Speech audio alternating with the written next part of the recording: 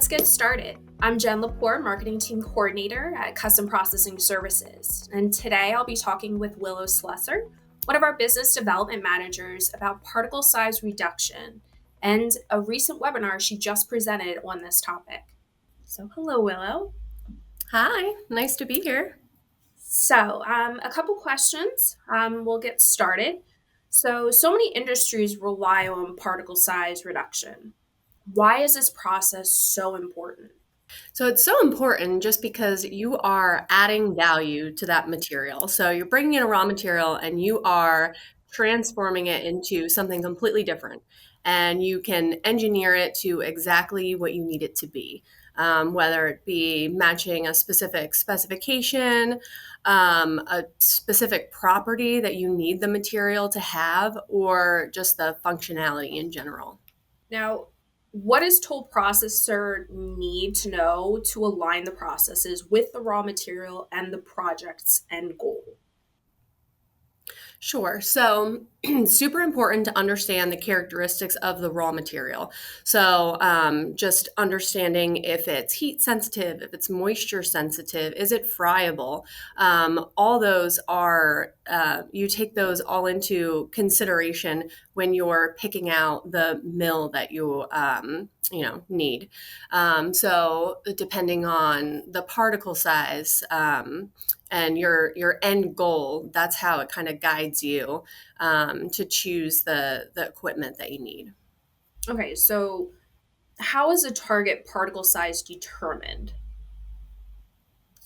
So it really depends on just the functionality that the end user is looking for. So whether it be like nano-sized materials for pharmaceutical applications, because the particle needs to be a certain size to be able to get through a certain barrier in the body, or anything like in the agricultural industry, what particle size does the material need to be absorbed into the plant? Or if it's a pesticide, what does it need to be in order to be absorbed into like the insect or the fungus or whatever it's attacking? Okay, awesome. Now, what type of technologies are used to reduce the particles? Yeah, so we have quite a few. So what our business started with, jet milling, obviously. We love jet milling here. So that's particle on particle collision, using gases as the force. We also have a plethora of mechanical mills. And focused on all different particle sizes. So we have coarse crushing. So if we're starting out with big boulders of material, or we have universal mills that have a large range of particle sizes they can achieve because they have interchangeable parts. We also have wet milling. That gets down to nano-sized particles. You can get down to an average of like 50 nanometers, depending on what the raw material is and if it allows you to get there. Oh, wow, okay. So, what factors would you say go into a toll processor's choice in the grinding and milling technologies of it? Yeah, so a lot of that is based on what the end user is looking for. So if they're looking for that nano-sized particle, you're definitely going to be looking at wet milling. If we're looking at, a coarser size particle, it might be, we have a whole core system set up that has like different mesh sizes that we're targeting. So if it's an 80 mesh, like it might go through our core system. And it all depends on what the starting particle size is too, because that might play into how many steps do I need to be able to get down to the particle size that I'm looking for. So if it's coming in big boulders and we need it down to minus 325 mesh, we might have to go through several different steps. So, that kind of goes into the next question. So, how does a toll processor influence the particle size and the shape of, and why is it important? Yeah, so you're influencing the particle size and the shape by the type of milling equipment that you're choosing. Like if you are starting out with a material and you start milling it, all of a sudden you have a ton of fines. We can shape that particle size distribution by such things like air classification or just sieving in general, to cut off a certain portion of that distribution. So you can really pick and choose like how narrow or wide your distribution is. So, how would you say the materials impact the processes? Yeah, so the material really impacts it because I mean, if you're looking at how friable a material is, if it is not friable at all, you might need to go to cryo milling, and that can only be done on specific mills. So it kind of guides you as to where you need to go. Now, speaking of cryomilling, can you kind of explain a little bit what cryomilling is?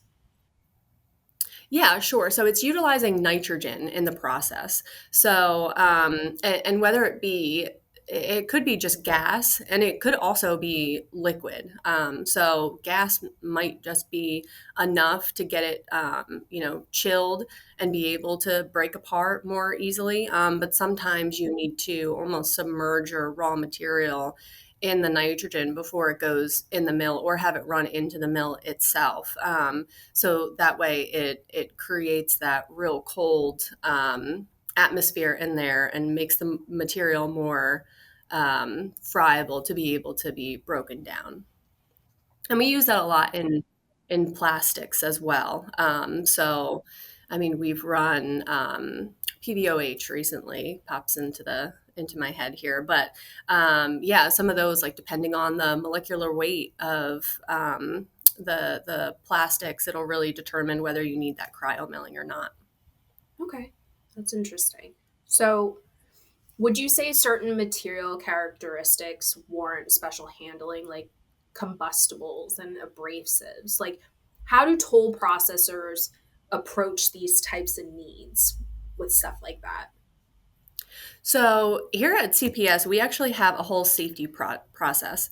So when we first get an inquiry or a new project that we want to work on, we will evaluate the SDS of the raw material first before we do anything, because that really helps figure out also what you need to do. So if it has any type of combustible dust, we'll evaluate what's called the KST, which is the rate at which an explosion could happen. The Pmax, which is the maximum pressure that would be exerted, and the MIE, which is the minimum ignition energy. So those three values really come into play when you're evaluating combustibility. So we have a bunch of different calculations that we do to figure out, can we run it on this station with this collector, and is it enforced enough to be able to handle if there was a deflagration incident? So that's for combustibility. And then you can also look at, abrasiveness. So we have different types of wheels, for example, that go into our jet mills. So the classifier wheels, they're made out of different materials, and they're interchangeable, so you can switch them out if needed. But there is specific wheels for abrasion resistance.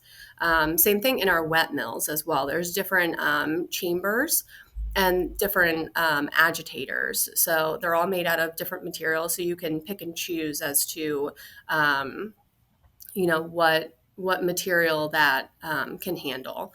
So, for example, like even if you're looking at solvents, different solvents, don't do well with specific materials. So it gives you a chance to have that interchangeability to be able to adjust to, the raw materials.